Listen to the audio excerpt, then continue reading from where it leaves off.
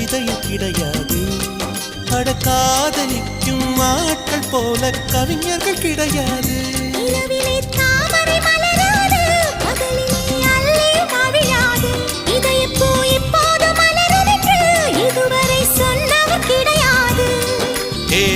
மோகினி ரம்பா ரம்பா உன்னை எடக்கெட தங்கம் தர துடிக்கும் நெஞ்சம். கைகள் தொடாமல் கண்களால் நெஞ்சை பந்தாடினாய். ரத்தம் வராமல் பார்வையால் என்னை துண்டாடினாய். மலரே ஒரு வார்த்தை பேசு இப்படிக்கு பூங்காற்று.